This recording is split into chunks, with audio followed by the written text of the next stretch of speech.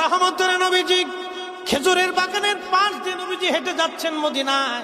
একটা উট দৌড়ায় আসছে।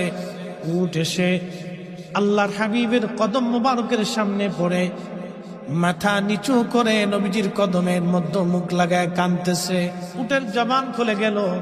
উট কাঁদে আর বলে, ইয়া রাসূলুল্লাহ, ইয়া হাবিবাল্লাহ, নবী গো, আপনার কদমে আমার আরজি। উট, কি জন্য তুমি কাঁদো? বলে, ইয়া রাসূলুল্লাহি, আমাকে শুধু মারে, আঘাত করে, কিন্তু খাদ্য দেয় না, কাজ বেশি বেশি করায়।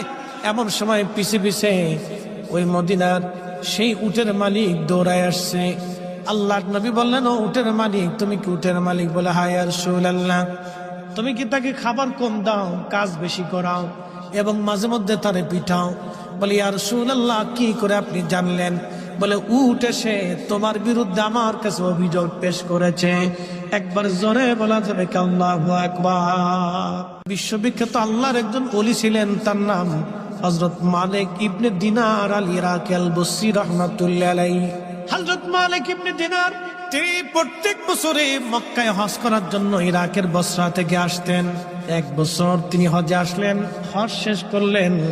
হজ শেষ করার পরে আল্লাহর দরবারে দোয়া করলেন, আল্লাহ, আপনি দয়া করে আমাকে জানান কার হজ হলো, কার হজ হলো না।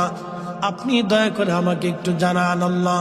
উনি দোয়া করলেন, কান্নাকাটি করলেন, আল্লাহ, এত মানুষ হজে আসলো, কিন্তু দোয়া কবুল হলো কি হলো না জানা নাই।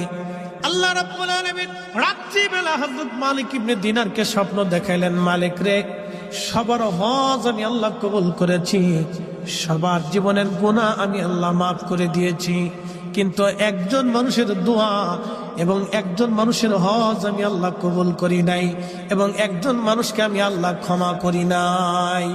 লক্ষ লক্ষ মানুষ আমি মাফ করছি, কিন্তু একজনকে মাফ করি। তো মালিক ইবনে দিনার ইরাকি বসরি খুব চিন্তায় পড়ে গেলেন যে ওই একটা লোক যদি আমি হই, তাহলে আমার জীবন বরবাদ হয়ে গেছে।